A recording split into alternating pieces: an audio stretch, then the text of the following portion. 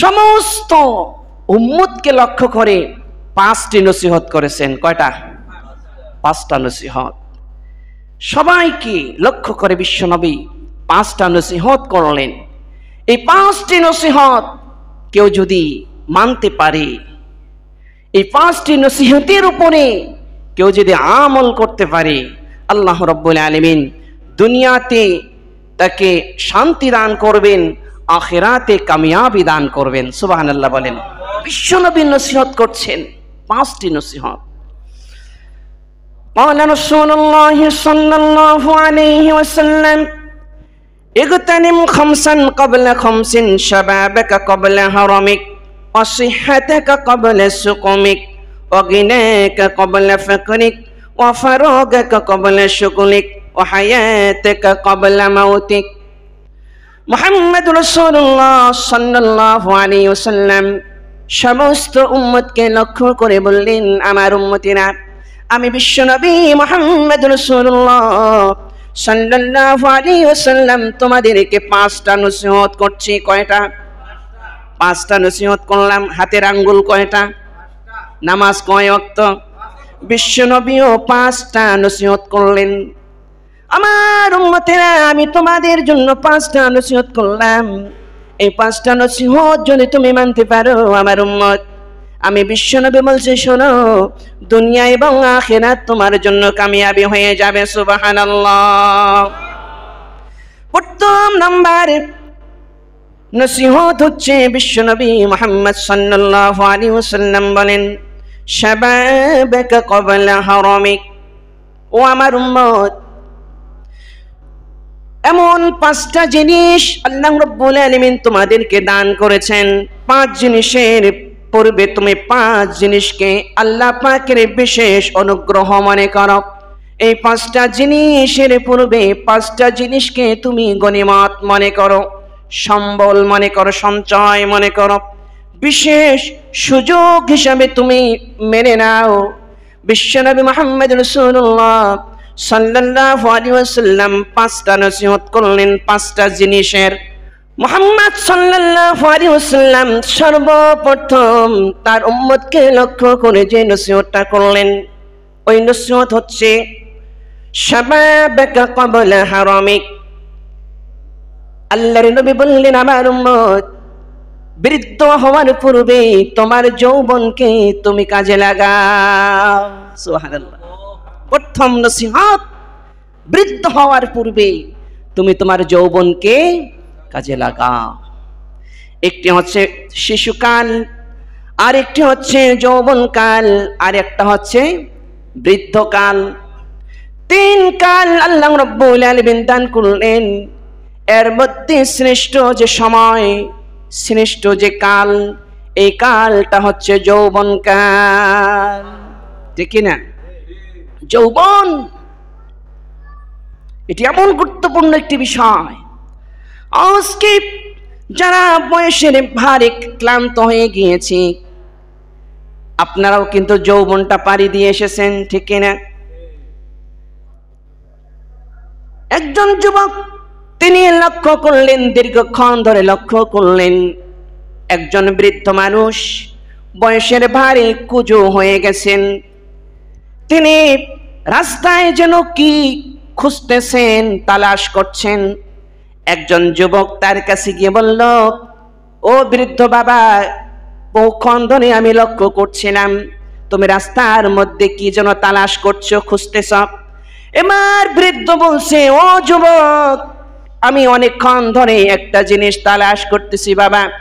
এই রাস্তার মধ্যে আমি আমার যৌবনকাল হারিয়েছি, এই যৌবনকালটাকে আমি খুঁজতেছি। সুবহানাল্লাহ। আমি আমার যৌবনকালটা এই রাস্তার মধ্যে হারিয়ে ফেলেছি যুবক, এই যৌবনকালটা আমি খুঁজতেছি। ভাইরা আমার, যৌবনকাল এমন একটি সময়, যে যৌবনকাল হচ্ছে কামিয়াবির সময়, যে যৌবনকাল হচ্ছে সফলতার সময়, যে যৌবনকালে আপনি 100% সক্রিয় থাকতে পারেন, সব কিছু কাজ আপনি করতে পারেন। বৃদ্ধ বয়সে মানুষ পরহেজগার হয়ে যায়, আল্লাহওয়ালা হয়ে যায়। বিশ্বনবী মুহাম্মদ রাসূলুল্লাহ সাল্লাল্লাহু আলাইহি ওয়াসাল্লাম বলেন, যুবক, তুমি যদি যৌবন বয়সে ইস্তেগফার করতে পারো, তওবা করতে পারো, তোমার এই গুণ নবীদের গুণের সমান হয়ে যায়। সুবহানাল্লাহ। তুমি যদি যৌবন বয়সী ইস্তেগফার করতে পারো, যৌবন বয়সী তুমি যদি আল্লাহর কাছে ক্ষমা চাইতে পারো, এটি নবীদের স্বভাব। সুবহানাল্লাহ বলেন। কিয়ামতের ময়দানে বিশ্বনবী মুহাম্মদ রাসূলুল্লাহ সাল্লাল্লাহু আলাইহি ওয়াসাল্লাম মাকামে মাহমুদের মধ্যে সিজদায় পড়ে যাবেন। কিয়ামতের ময়দানে ভীষণ বিভীষিকাময় অবস্থা হয়ে যাবে, মানুষগুলো পাগলের মতো ছোটাছুটি শুরু করবে। আমার ভাইয়েরা, ওই দিন বিপদের দিন, মুসিবতের দিন আল্লাহ রাব্বুল আলামিন 7 শ্রেণীর মানুষকে বিশেষ আরশে আযীমের ছায়া দান করবেন। সুবহানাল্লাহ। বিশ্ব নবী মুহাম্মদ রাসূলুল্লাহ সাল্লাল্লাহু আলাইহি ওয়াসাল্লাম যুবকদেরকে ডাক দিয়া বলেন, ও যুবক, তুমি যদি যৌবন বয়সে ইস্তেগফার করতে পারো, যৌবন বয়সে যদি আল্লাহর কাছে ক্ষমা চেয়ে নিতে পারো, আর যৌবন কালটা যদি আল্লাহ পাকের গোলামিতে কাটিয়ে দিতে পারো, ও যুবক, কাল কিয়ামতের দিন আরশে আযীমের নিচে আল্লাহ রাব্বুল আলামিন তোমাকে স্থান দান করবেন। সুবহানাল্লাহ। বিশ্বনবী মুহাম্মদ রাসূলুল্লাহ সাল্লাল্লাহু আলাইহি ওয়াসাল্লাম মক্কার জীবনে, মদিনার জীবনে যুবকদেরকে সব থেকে বেশি মহব্বত করেছেন, ভালোবেসেছেন। একদিন মুহাম্মদ রাসূলুল্লাহ সাল্লাল্লাহু আলাইহি ওয়াসাল্লাম বক্তৃতা করছিলেন, নসিহত করতেছিলেন। পাশে একজন সাহাবী ছিল, নাম ছিল উমায়ের। তিনি মজলিসে ভর্তি সাহাবা বসা ছিল। ওই উমায়ের আল্লাহর নবীর সাহাবী বসার কোনো সুযোগ পাচ্ছিলেন না। বিশ্বনবী মুহাম্মদ সাল্লাল্লাহু আলাইহি ওয়াসাল্লাম লক্ষ্য করে দেখলেন একজন সাহাবী, নাম ছিল জারির, আরেকজন সাহাবী তার নাম ছিল জারির। ওই জারির নামক সাহাবী তিনি মজলিসে বসতে পারছেন না। সাহাবীরা সবাই মজলিসের মধ্যে উপস্থিত হয়ে গেছে, কোথাও জায়গা নেই বসার। মুহাম্মদ সাল্লাল্লাহু আলাইহি ওয়াসাল্লাম লক্ষ্য করে দেখলেন জারির তিনি দাঁড়িয়ে আছেন। মুহাম্মদ সাল্লাল্লাহু আলাইহি ওয়াসাল্লাম বললেন, জারির, কেন তুমি দাঁড়িয়ে আছো?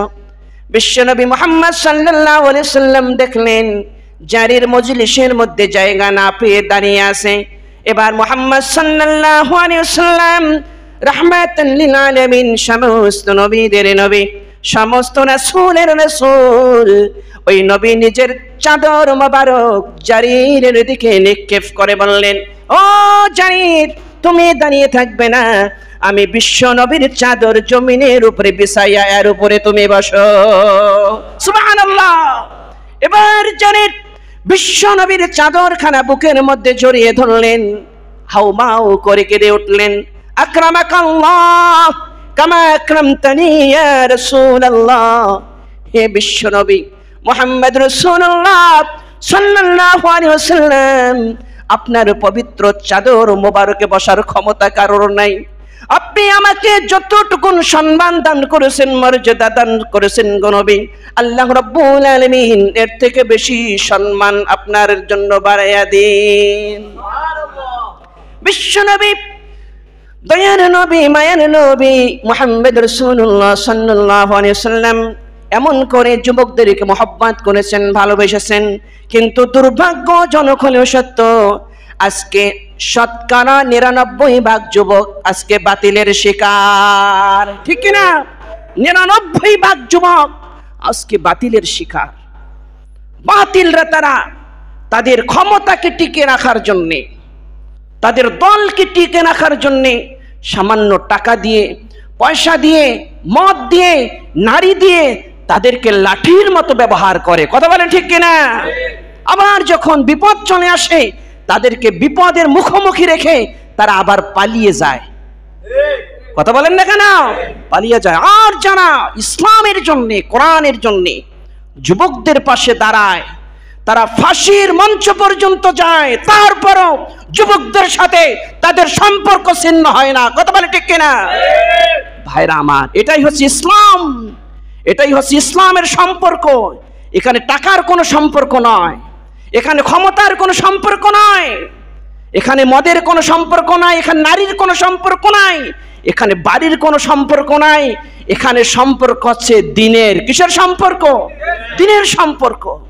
যে মহব্বত, যে সম্পর্ক একবার চালু হলে পরে ফাঁসির রশি পর্যন্ত পৌঁছে যাবে, তারপরে সে মহব্বত ছুটবে না। কথা বলে ঠিক কিনা? এজন্য বিশ্বনবী মুহাম্মদ সাল্লাল্লাহু আলাইহি ওয়াসাল্লাম যুবকদের কথা সর্বপ্রথম বললেন, ও যুবকেরা, তোমরা তোমার যৌবনকে হেফাজত করো।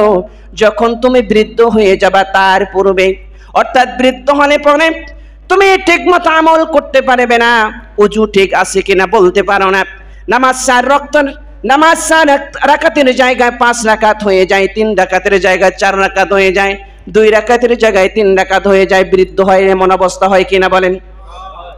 আমলের কোনো ঠিক থাকে না,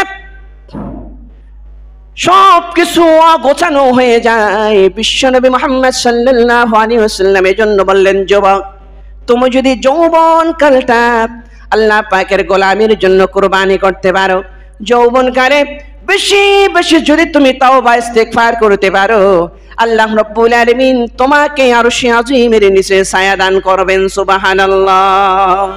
এখানে যারা যুবক আছি, আমাদের সবার উচিত কোরআনের সাথে সম্পর্ক তৈরি করা, সবার উচিত সুন্নাহর সাথে সম্পর্ক তৈরি করা, সবার উচিত দ্বীনের সাথে সম্পর্ক তৈরি করা। পৃথিবীর মানব রচিত আইন কানুন শান্তি নিরাপত্তা দিয়ে আপনার আমার জীবনের 1 ইঞ্চি কণার কোনো উন্নতি হবে না যদি কোরআন হাদিসকে আমরা ছেড়ে দেই। কথা বলে ঠিক কিনা? সুতরাং কোরআন হাদিসে হচ্ছে আমাদের মূল আদর্শ, যে আদর্শ বাস্তবায়ন করে দেখিয়েছেন মুহাম্মদ রাসূলুল্লাহ সাল্লাল্লাহু আলাইহি ওয়াসাল্লাম। আজকে যত নেতা বলেন, নেত্রী বলেন, তাদের ফোকাস থাকে যুবকদের দিকে। ওরা বৃদ্ধদের নিয়ে ভাবে না, তাদের নিয়ে ফিকির করে না, তারা ফিকির করে ফোকাস যুবকদের দিকে। কারণ যুবকরা যদি তার পাশে থাকে, ক্ষমতা ঠেকায় কেটা? ক্ষমতার মালিক কে? ক্ষমতা দেওয়ার মালিক কে? ক্ষমতা ছিনিয়ে নেওয়ার মালিক কে? যার বাস্তব নমুনা আমরা বাংলাদেশেই দেখেছি। সুতরাং আমাদের শিক্ষা নিতে হবে, ফিরে আসতে হবে কোরআনের দিকে, ফিরে আসতে হবে সুন্নাহর দিকে, ফিরে আসতে হবে ইসলামের দিকে। কতদিন বাঁচবো? কতদিন বাঁচবো? নমরুদ ফিরআউন 1000 বছর বেঁচে ছিল। এই হায়াত আখিরাতের জন্য কোনো কামিয়াবি বয় আনবে না। আপনি যে 1টা মিনিট আল্লাহর জন্য, রাসূলের জন্য আল্লাহর সামনে আত্মসমর্পণ করে বেঁচে থাকেন, আর কারো সামনে নয়, এই 1 মিনিটেই কিয়ামতের ময়দানে নাজাতের ওসিলা হয়ে যাবে। কথা বলে ঠিক কিনা? সুতরাং আল্লাহ পাক বছর দেখেন না, কে কত বছর বেঁচে থাকলো, কার কতটা সম্পত্তি আছে, কার কত টাকা আছে, পয়সা আছে, ক্ষমতা আছে, এগুলো আল্লাহ দেখেন না। আল্লাহ দেখেন বান্দার ঈমান। আমার বান্দার ঈমান কতটুকুন আছে, আমার বান্দার আমল কেমন, আল্লাহ এগুলো দেখেন। ভাইরা আমার, আসুন কোরআন সুন্নাহর আলোয় থেকে ওলামা হকের নেতৃত্বে আমরা আমাদের নিজের জিন্দেগি সাজাই। আল্লাহ রাব্বুল আলামিন যুবকদের সেই তৌফিক দান করেন, বলে আমিন। এবার বিশ্বনবী মুহাম্মদ রাসূলুল্লাহ সাল্লাল্লাহু আলাইহি ওয়াসাল্লাম আরেকটি নসিহত করলেন, অসিহাতাকা ক্বাবলা সুকুমিক। ও আমার উম্মতেরা, অসুস্থতার পূর্বে তুমি তোমার সুস্থতাকে কাজে লাগাও। মানুষ যখন অসুস্থ হয়ে যায় তখন বুঝে সুস্থতা কত বড় নিয়ামত, ঠিক কিনা বলেন? এজন্য বিশ্বনবী বললেন, মুখতাসার বলি, বিশ্বনবী বললেন, আমার উম্মতেরা, অসুস্থ হওয়ার পূর্বে তুমি যখন সুস্থ থাকো, তোমার এই সুস্থতাকে তুমি কাজে লাগাও। সুস্থ আছো, এই সময়টা তুমি বেশি বেশি নেক আমল করো। সুস্থ আছো, এই সময়টা বেশি বেশি তুমি জিকির আজগার করো। সুস্থ আছো, এই সময়টা বেশি বেশি তুমি কোরআন তেলাওয়াত করো। সুস্থ আছো, এই সময়টা বেশি বেশি তুমি দরুদ শরীফ পাঠ করো। সুস্থ আছো, এই সময়টাতে বেশি বেশি তুমি ইস্তেগফার করো। সুস্থ আছো, এই সময়টাতে বেশি বেশি দিনের কাজে তুমি মেহনত লাগাও। কারণ অসুস্থ হয়ে গেলে এগুলো পারা যাবে না, মুশকিল হয়ে যাবে। এজন্য বিশ্বনবী বললেন, তুমি সুস্থ যখন থাকবে তখন তুমি তোমার সুস্থটাকে ভরপুর দিনের কাজে লাগাও, দিনের কাজে লাগাও। বিশ্বনবী বলছে, ভাইরা আমার, আপনি যদি সুস্থ থাকা অবস্থায় পুনাপুরি সুস্থটাকে আপনি আল্লাহর গোলামির জন্য লাগান, বিশ্বনবীর আদর্শের আলোকে যদি আপনি আপনার সুস্থতার সময়টাকে বিশ্বনবীর সুন্নাহর আলোকে যদি ব্যবহার করেন, আর হঠাৎ করে যদি আপনি অসুস্থ হয়ে যান, ফরজ নামাজ, ওয়াজিব নামাজ, সুন্নাত নামাজের পাশাপাশি আর কোনো আমল করতে পারছেন না, এমন অসুস্থ হয়ে যান, কিন্তু যখন সুস্থ ছিলেন বহুত নেক আমল আপনি করেছেন, নফল আমল আপনি করেছেন। বিশ্বনবী বললেন, আমার উম্মত, তোমরা সুস্থ অবস্থায় যদি ভরপুর আল্লাহ পাকের গোলামি করতে পারো, অসুস্থ অবস্থায় তুমি যখন এই আমলগুলো করতে পারবে না, আল্লাহ রাব্বুল আলামিন অসুস্থ অবস্থায়ও সমান আমলের সওয়াব তোমার আমলনামায় দিয়ে দেন।